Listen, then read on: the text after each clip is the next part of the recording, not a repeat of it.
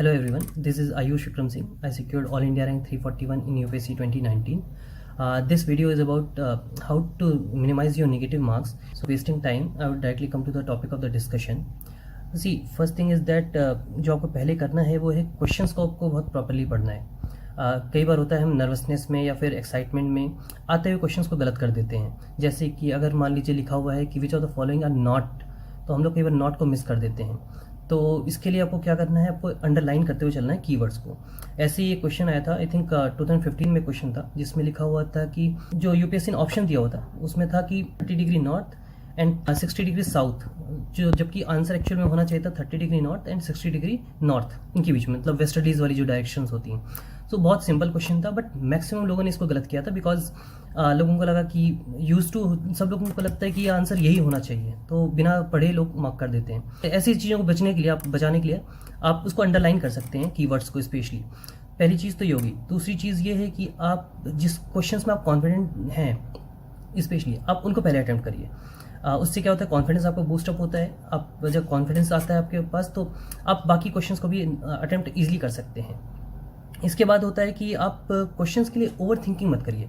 होता है कि हम लोग टेस्ट इतने सॉल्व करते हैं कि हर क्वेश्चंस को हम लोग ज़बरदस्ती के सोचना स्टार्ट करते हैं उन क्वेश्चंस में. तो यूपीएससी अगर इजी क्वेश्चंस भी देती है तो आपको लगता है कि इतना आसान क्वेश्चन कैसे आ सकता है इसमें. तो यही है कि आप उसको ओवर थिंक मत करिए. आपको लगता है कि आंसर ये है, तो जो मतलब आपको जो फर्स्ट थिंकिंग में आ रहा है बस उसको आप मार्क कर दीजिए इसमें. एंड रिगार्डिंग जो इसके बाद आता है आपका गेस वर्क स्पेशली, कि अगर हमें आप देखेंगे यूजुअली तो नॉर्मली लोगों को 30 से 40 क्वेश्चन एट मैक्स आते हैं. इसके बाद आपका या तो लॉजिकल गेस चलता है आपका, या फिर आप एलिमिनेशन मेथड से आप सॉल्व करते हैं उन क्वेश्चंस को. तो ऐसे क्वेश्चंस के लिए मैं बताऊंगा कि आप हमेशा लॉजिकल गेस वर्क की तरफ जाइए. जैसे कोई क्वेश्चन आपको नहीं भी आता है तो इसको रैंडमली मार्क करने के बजाय आप थोड़ा सा सोचिए उसके बारे में. फॉर एग्जाम्पल, अगर जैसे मान लीजिए कोई एग्जाम्पल आप ले लीजिए, परिवेश जैसे है आपका, तो परिवेश का आपका कुछ भी याद नहीं आ रहा तो आप उसको मीनिंग समझने की कोशिश करिए इसको. तो आप नॉर्मली देखेंगे कि डे टू डे लाइफ में हम लोग देखते हैं कि आपका परिवेश क्या था, या फिर जो भी हिंदी बेल्ट के लोग हैं उनको पता होगा कि बोला जाता है परिवेश बहुत कॉमन लैंग्वेज है जो कि कुछ लोग यूज़ करते हैं इसमें. तो इसका मतलब होता है इन्वायरमेंट. तो कहीं ना कहीं ये वर्ड आपका इन्वायरमेंट से रिलेटेड है, तो आप इससे गेस कर सकते हैं. इसी तरह लॉजिकल गेस के ऊपर बात आती तो एक आई थिंक क्वेश्चन आया हुआ था एम स्ट्राइप्स समथिंग करके. तो एम स्ट्राइप्स में भी आपका देखेंगे कि जो वर्ड स्ट्राइप्स, तो अगेन स्ट्राइप्स का मतलब क्या होता है आपका, कहीं ना कहीं ये किसी ना किसी टाइगर से रिलेटेड होगा, टाइगर से, जेब्रा से, किसी ऐसे एनिमल से रिलेट करेगा बेसिकली. तो आप उससे आप गेस कर सकते हैं कि इसका आंसर क्या हो सकता है. इसके अलावा फिर देखिए तो एक क्वेश्चन आपका आया था इनमें QCI के ऊपर, क्वालिटी काउंसिल ऑफ इंडिया. उसमें पूछा गया था कौन उसको अपॉइंट करता है. तो आप देखेंगे ऐसे क्वेश्चंस में क्या है कि अगर ये इंपॉर्टेंट बॉडी होती काफ़ी, तो ये आपका लक्ष्मीकांत में गिवन होता, और इसको प्रेसिडेंट अगर अपॉइंट करते तो डेफिनेटली आपको पता होता है इस चीज़ के बारे में. तो आप बहुत इजीली इसको एलिमिनेट कर सकते हैं कि भाई प्रेसिडेंट इसको अपॉइंट नहीं करता. और एक लॉजिकल गेस बता सकते हैं आप कि ठीक है, मैक्सिमम लोगों को प्राइम मिनिस्टर ही अपॉइंट करते हैं जो भी ऊपर होते हैं, इसमें टॉप पोस्ट पे होते हैं. तो कहीं ना कहीं आप इससे आप इसको कर सकते थे, इससे लगा सकते थे QCI का आंसर क्या होगा. तो ये बेसिकली एक तरीका होता है इसको करने का, कि आप क्या है कि आप जो भी आप गेस कर रहे हैं तो उसी समय आप तुरंत मार्क मत कर दीजिए आंसर को. कई बार होता है कि आपका आंसर जो है क्वेश्चन पेपर में ही छुपा होता है.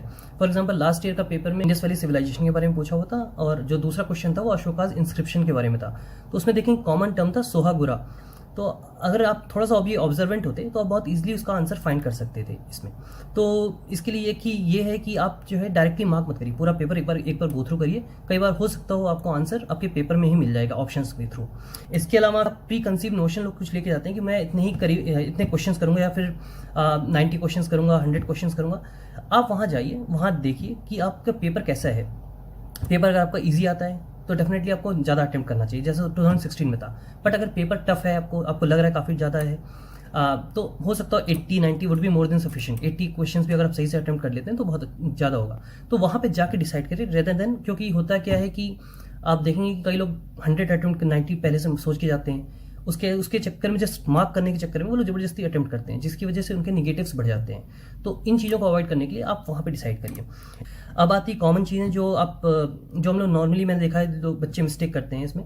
अब बबल फिल करते समय बेसिकली काफ़ी बच्चे मिस्टेक करते हैं कि वो रॉन्ग बबल्स फिल कर देते हैं, जिसकी वजह से वो लोग काफ़ी नर्वस हो जाते हैं, पैनिक कर जाते हैं, उसके लिए आप क्या कर सकते हैं, एक रूलर साथ रख सकते हैं आप इस तरह का, और साथ में जब आप मार्क करते हैं, मान लीजिए क्वेश्चन 1 है 2 है, तो रूलर साथ में रखिए और उसको चेंज करते जाइए, उसके अकॉर्डिंग ही आप उस पर बबल फिल करिए।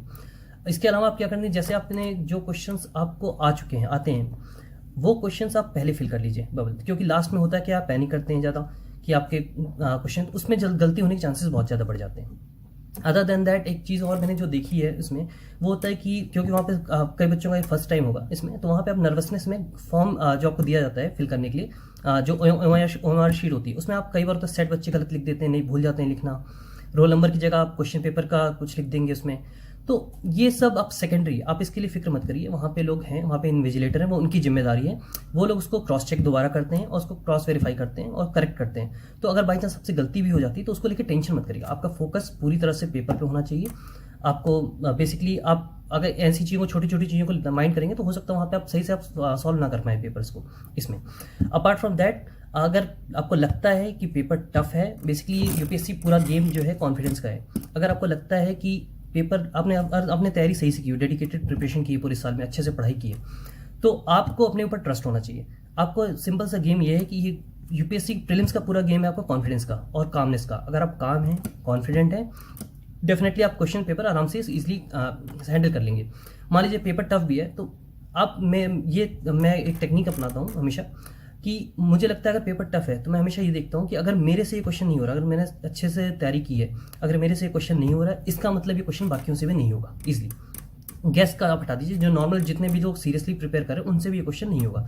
जब इस बात का कॉन्फिडेंस होता है तो आप बस वही क्वेश्चन करते हैं जो आपको आता है। तो आपका जो एम होना चाहिए वो होना चाहिए मिनिमाइज करना आपके नेगेटिव्स को, स्पेशली दोज क्वेश्चन जिसमें आपको पता है आंसर्स इसमें। अगर वहाँ पे आप बचा ले जाएंगे तो आप बहुत इजीली आप क्वालिफाई करेंगे इसको। आप नॉर्मली देखेंगे, अब जिनका स्पेशली जिन्होंने अटेम्प्ट दिया हुआ है, आप उनसे पूछेंगे तो आपको पता चलेगा, देखिए वो लोग 1 या 2 क्वेश्चन से ही कट ऑफ मिस करते हैं।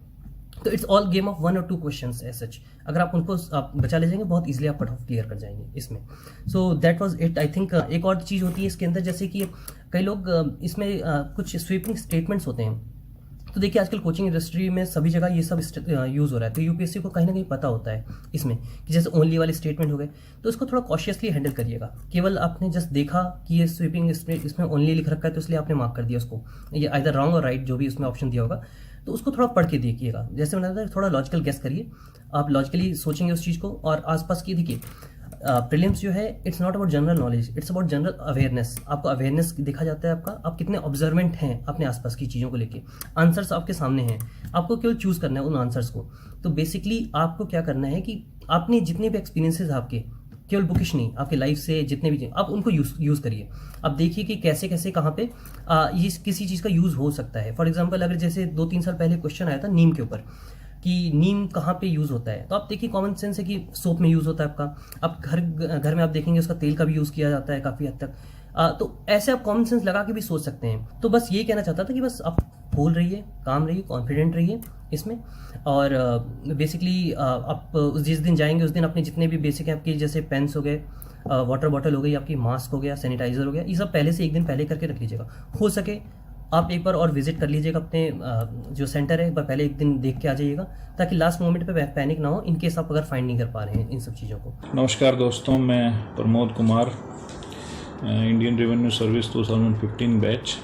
मैंने 2010 से 16 के बीच में 6 बार ये परीक्षा दी है और 6 बार इसको क्लियर किया है। कुछ चीज़ें मैंने सीखी हैं जो मैं आपके साथ शेयर करना चाहूँगा। क्या पढ़ना चाहिए, कैसा पढ़ना चाहिए, वो सभी चीज़ें तो आपको क्लियर है और उसके बारे में बहुत सारी वीडियोस, आर्टिकल, सभी चीज़ें हैं। लेकिन कुछ स्पेसिफिक चीज़ें जो मैं आपके साथ शेयर करना चाहूँगा कि आप तैयारी कैसे करें। तो सबसे पहले सभी एस्पिरेंट्स के लिए तैयारी का जो तरीका है, ये तैयारी की जो अप्रोच है वो एक जैसी नहीं हो सकती। सबसे पहले तो आपको ये चेक करना पड़ेगा कि आपकी तैयारी किस लेवल की है। उसका एक बेस्ट तरीका जो मुझे लगता है कि आप कम से कम 3 questions paper, full length paper उठाइए, जो कि फॉर्म IAS का हो सकता है, विजन का हो सकता है, GS स्कोर का हो सकता है, क्रैक IAS का हो सकता है। तो ये 3 क्वेश्चंस पेपर आप पूरा ईमानदारी से इन वन गो सॉल्व करिए। ऐसा ना हो कि आप 30 क्वेश्चन एक बार कर रहे हैं, फिर 40 एक बार कर लिए। वन गो में आप पूरा एक उसको गंभीरता से 2 घंटे का टाइमर लगा के और वन गो में उसको अटैम्प्ट करिए और अपना ऑनेस्टली जितने नेगेटिव हुए हैं वो पूरा एक ईमानदारी से कैलकुलेशन करिए स्कोर का। वो अगर आपका स्कोर तीनों पेपर में 95 प्लस आ रहा है तो हम ये मान सकते हैं कि आपकी तैयारी अच्छी है। लेकिन वही स्कोर आपका आ रहा है 72, 68, 78 या 82, ऐसा कुछ वेरिएबल्स हो रहे हैं, तो इसका मतलब ये निकलेगा कि हमें कुछ ना कुछ पोर्शंस जो हैं और ज़्यादा डेप्थ में तैयार करने हैं। तो जिनका 95 प्लस तीनों में आ रहा है वो कुछ अपना 1 महीने तक और अफोर्ड कर सकते हैं कि अपना मेंस का कोई सब्जेक्ट जो सिलेबस बचा हुआ है वो ख़त्म करें, या जीएस के जो स्टैंडर्ड पोर्शंस हैं जैसे वर्ल्ड ज्योग्राफी है या इंटरनेशनल इश्यूज हैं या एग्रीकल्चर है, इस तरह की चीज़ें जो आपको तैयार करनी है, या कुछ आप नोट्स बना रहे हैं मेंस के या कुछ ख़त्म कर रहे हैं स्पेशली सब्जेक्ट, तो वो लोग अफोर्ड कर सकते हैं जिनका स्कोर 95 प्लस है तीनों टेस्ट में। ये इसके बाद कुछ चीज़ें सिलेबस में जो मैं ऐड करना चाहूँगा अपने अनुभव के आधार पे। ज्योग्राफी जैसे आप पढ़ते हैं तो ज्योग्राफी में कंसेप्चुअल क्वेश्चंस मैंने देखे हैं कि बढ़ रहे हैं यूपीएससी में, जिसमें आप फैक्चुअल 1-2 क्वेश्चंस आते हैं कि सिटीज दे दिया, मैच द फॉलोइंग दे दिया, या ज्योग्राफी की कोई बहुत डायरेक्ट किसी ट्राइब का नाम दे के कुछ पूछ लिया आपसे, या कुछ कोई नेचुरल पार्क पूछ लिया। लेकिन कुछ 3-4 क्वेश्चंस ऐसे भी होते हैं कि किसी इन्वायरमेंट के फिनोमिना पे, वेदर पे, ओशियन पे, या कुछ क्लाइमेट चेंज पे या साइक्लोन पे आपको 3-4 स्टेटमेंट देते हैं और आपको वहां बैठ के एनालिसिस करना पड़ता है उसका। तो वो एनालिसिस आप तभी बेटर कर पाएंगे जब आपके वो अपने ज्योग्राफी के कंसेप्ट्स को समझा है, ना बजाय कि उनको सिर्फ फैक्चुअली पढ़ लिया है, खत्म कर लिया है सिलेबस में। तो ज्योग्राफी का जो कंसेप्चुअल पोर्शन है, जैसे फिजिकल ज्योग्राफी है जिसमें जेट स्ट्रीम है, जितने भी वेदर फिनोमेनन है, साइक्लोन है, टेम्परेचर वगैरह है, उनका क्या इफेक्ट होगा ट्राइब्स पे, और आप वेस्ट टू ईस्ट जाएंगे या नॉर्थ टू साउथ जाएंगे तो क्लाइमेट ऐसा होगा, क्लाइमेट होने से सोइल में ये पॉसिबल चेंजेस आएंगे, वेजिटेशन में ये चेंजेस आएंगे। ये आप कंसेप्चुअली आपको क्लियर होना चाहिए, ना कि आप रटें कि टैगा में ये होगा, टुंड्रा में ये होगा या ट्रॉपिकल में ये होगा। वो आपको एक कंसेप्चुअली भी क्लियर होना चाहिए कि ये सब क्यों चेंजेस हो रहे हैं, तभी आप उन स्टेटमेंट बेस को अच्छी तरीके से एलिमिनेट कर पाएंगे। दूसरा, पहले हम एंशिएंट मेडिवल या आर्ट एंड कल्चर को इतना सीरियसली नहीं लेते थे, उसको अफोर्ड कर लेते थे, उसको मोटा मोटा अगर ऊपर से देख लिया, इतना डेप्थ में नहीं गए तो भी काम चल जाता है। लेकिन क्योंकि अभी सिर्फ एक ही पेपर क्वालिफाइंग, दूसरा तो क्वालिफाइंग है सीसेट का, तो इस पोर्शन को हम बड़ा सीरियसली लेंगे, इसको नेग्लिजेंस नहीं दिखा सकते। तो ancient medieval art and culture जो है उस पे आप समय लगाएं, मेरा यही कहना होगा कि उसको लाइटली ना लें। आपने जो सोर्सेज पढ़े हैं उसका बार बार रिवीजन करिए, लेकिन बिल्कुल अगर यूं लग रहा है कि कुछ कंक्रीट नहीं है आपके पास और कुछ एक कंक्रीट सोर्स चाह रहे हैं, तो मेरी तरफ से सजेशन होगा कि क्रैक आईएएस का जो प्रिलिमिनरी एंशिएंट मेडिवल की एक बुकलेट है 60-70 पेजेस के अराउंड, वो एक बहुत अच्छा कंपाइलेशन है फैक्ट्स का भी और वैसे भी, तो वो आप पढ़ सकते हैं अगर आपका इस मामले में सोर्स फाइनल नहीं है तो। तीसरा, एनवायरनमेंट और बायोडाइवर्सिटी टॉपिक जो हैं प्रिलिमिनरी में यूपीएससी के फेवरेट्स हैं। एक बार तो ये भी हुआ था कि 2016 के शायद प्री में एग्जाम में almost 50+ questions environment, biodiversity, geography, इन तीनों को मिक्स करके काफ़ी क्वेश्चंस आए थे। तो एनवायरनमेंट, बायोडाइवर्सिटी एज सच तो सिलेबस में बहुत कम मेंशन, और वो बहुत स्टैंडर्ड चीज़ें बहुत जल्दी तैयार हो जाती हैं हमारी। लेकिन इसमें मैं चाहूँगा कि आप एक्स्ट्रा टाइम भी लगाएं, इंटरनेट पे भी थोड़ा सर्फ करें इसके बारे में। जितनी भी लेजिस्लेशंस हैं, खासकर बायोडाइवर्सिटी एक्ट, मैं देखता हूँ कि हर बार इससे कोई ना कोई क्वेश्चन आता है। बायोडाइवर्सिटी एक्ट हैं, जितने भी नेचुरल पार्क हैं, ट्राइब्स हैं, या वर्ल्ड हेरिटेज जितने भी हमारे एनिमल्स हैं, यूएन की बॉडीज़ हैं जो एनवायरनमेंट से संबंधित काम कर रही हैं, या पुराने जितने भी प्रोटोकॉल हैं, जैसे क्योटो प्रोटोकॉल बहुत पुराना है लेकिन उसके आज भी हमें थोड़ा कुछ बेसिक्स पता होने चाहिए। जितने भी कॉन्फ्रेंसेस, मीटिंग्स ये सब हुई हैं एनवायरनमेंट में, तो इन पे आप अगर जितनी भी इंटरनेशनल जर्नल्स रिपोर्ट कोई छप रही हैं एनवायरनमेंट को लेके, वो मैं चाहूँगा कि आप उस पर थोड़ा स्पेशल अटेंशन दें, क्योंकि इन्वायरमेंट बायोडाइवर्सिटी में एक्स्ट्रा टाइम लगाना वर्थ है मेरे हिसाब से, क्योंकि वहाँ से क्वेश्चन आने की संभावनाएं ज़्यादा रहती हैं।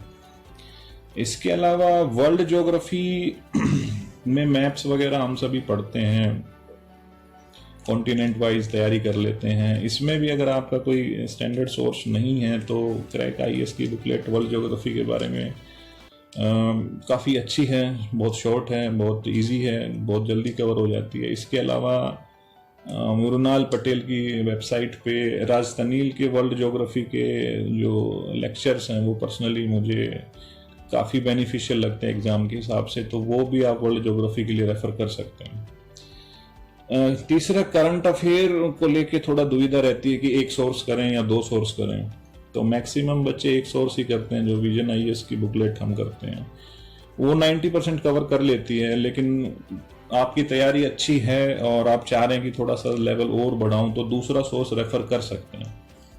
अगर आपकी तैयारी अच्छी है और लग रहा है कि मैं अफोर्ड कर सकता हूं 2 सोर्स पढ़ना, तो आप इनसाइट्स की जो मंथली बुकलेट है वो भी रेफर कर सकते हैं। ये तभी है जब आपकी तैयारी का अच्छा हो। मैं अभी से नहीं कहूँगा आपकी कि अगर आपके बाकी स्टैंडर्ड पोर्शंस का रिवीजन नहीं हुआ और आप दो सोर्सेज जो करंट अफेयर का शुरू कर दें। अगर तैयारी का लेवल अच्छा है और समय है तो दूसरा सोर्स भी इनसाइट्स की मंथली उसको रेफर कर सकते हैं। और एक हमारा जो टारगेट होना चाहिए प्रिलिमिनरी में स्कोर का, हमेशा 115 प्लस 120 इस तरह का टारगेट होना चाहिए, ताकि हम बॉर्डर मार्जिन के आसपास ना रहें। और वीक में एटलीस्ट एक क्वेश्चन पेपर जरूर करें फुल लेंथ, पूरा सीरियसली, एक इन वन गो अलग से बैठ के उसको। जिनकी तैयारी अच्छी है और जो बार बार रिवीजन कर रहे हैं, क्योंकि 31 मई के हिसाब से जितने भी सीरियस कैंडिडेट थे उन्होंने अपनी तैयारी तो कर ही ली थी, तो मैं ये मान के चल रहा हूँ कि जितने भी सीरियस कैंडिडेट थे उनका पूरा तैयारी काफ़ी रिविजन हो चुके हैं। तो मैं चाहूँगा कि वीक में एटलीस्ट 2 पेपर आप जरूर सॉल्व करें ईमानदारी से, और उसका स्कोर भी आप ईमानदारी से कैलकुलेट करें और उसको आप देखें। अगर 100 प्लस वो आ रहा है तो इट्स गुड। इसके अलावा इकोनॉमिक्स में आप जो जहाँ से भी पढ़ रहे हैं वेल एंड गुड। बाकी मृणाल पटेल अगेन इकोनॉमिक्स का जितने भी कंसेप्चुअल चीज़ें हैं जो कहीं से भी मुझे समझ में नहीं आई थी वीडियो से, इकोनॉमिक सर्वे से, वो कंसेप्चुअल चीज़ें मृणाल ने अपने जो यूनिक स्टाइल में बड़ा सिंप्लीफाई करके जो समझाया है। और पिछली बार जो उनके कुछ 20 लेक्चर्स के जो सभी जगह आपको वो मिल भी जाते हैं, उनके लेक्चर्स इन रिटन फॉर्म, तो वो मैं चाहूँगा कि ज़रूर अगर आप पढ़ रहे हैं तो बहुत अच्छा है, लेकिन अगर नहीं भी है और इकोनॉमिक्स में लगता है कि कुछ वीकनेस है, क्वेश्चंस गलत हो रहे हैं जो आप सैम्पल टेस्ट सीरीज कर रहे हैं, तो इकोनॉमिक्स के लिए मृणाल पटेल के जो आपके 20 अराउंड लेक्चर्स हैं वो आपकी तैयारी का लेवल बढ़ा सकते हैं, मुझे ऐसा लगता है। जो चीज़ें कुछ हैं रटने वाली उसका हम कुछ कर नहीं सकते, वो बार बार पढ़ते हैं लेकिन फिर भी भूल जाते हैं, तो मैं चाहूँगा कि उसका आप ट्रिक्स बनाएं अपने हिसाब से जो आपको याद कराने में हेल्प हो। उनको बार बार रटना इम्पॉसिबल होता है कई बार, जैसे ट्राइब्स हैं, कौन से इलाके में कौन सी ट्राइब्स हैं, ये कुछ चीज़ें हैं जो आपको रटनी ही पड़ेंगी, तो उनका मैं चाहूँगा कि आप कोई ट्रिक्स बनाएं। ऑडियो नोट्स बनाना भी एक बहुत अच्छा ऑप्शन है, क्योंकि सारा दिन पढ़ने के बाद और हम जब लेटते हैं तो एकदम से नींद नहीं आती, वो सारी चीज़ें जितना भी पढ़ा दिमाग में चलता रहता है, कल क्या पढ़ना है वो सब चलता रहता है। तो उसके लिए मैं भी खुद करता था कि आप जो भी रटने वाली चीज़ें हैं उनको अपनी आवाज़ में आप रिकॉर्ड कर लीजिए और उसको ईयरफोन लगा के सो जाइए, तो वो ना चाहते हुए भी चीज़ें माइंड में चली जाती हैं और उसको सुनते सुनते नींद भी आ जाती थी। तो वो समय भी हम ऐसे यूटिलाइज कर सकते हैं कि जितनी भी रटने वाली चीज़ें हैं उनके आप ऑडियो नोट्स बना सकते हैं। साइंस एंड टेक में जो एप्लीकेशन बेस्ड क्वेश्चंस हैं, जिन चीज़ों की एप्लीकेशंस हैं हमारी एवरीडे लाइफ में, उनके पीछे क्या टेक्नोलॉजी काम कर रही है उस पर थोड़ा स्पेशल अटेंशन रखिएगा। जैसे फास्टैग अभी इंडिया में सभी जगह मैंडेटरी है, तो फास्टैग के पीछे क्या टेक्निक है, कैसे पेमेंट मॉड्यूल काम करता है, कैसे वो काम करता है, उसमें कोई लूप होल है, जियो टैगिंग हमारे जैसे अभी न्यूज़ में रहता है, तो ये सब चीज़ें जो एप्लीकेशन बेस्ड, जिनकी हम जिस साइंस की एप्लीकेशन है हमारी लाइफ में, वो उससे क्वेश्चन आने की प्रोबेबिलिटी थोड़ी ज़्यादा रहती है।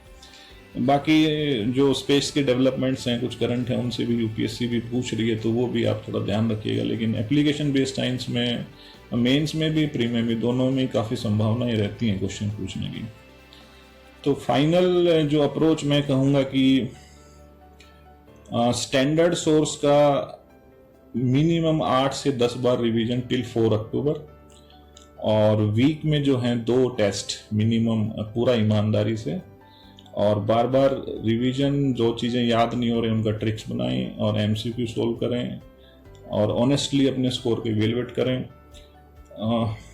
और कोई क्वेश्चंस आप पूछना चाहेंगे तो नीचे टेक्स्ट में या IAS सेल्फ डेस्क को आप मैसेज कर सकते हैं। Good luck.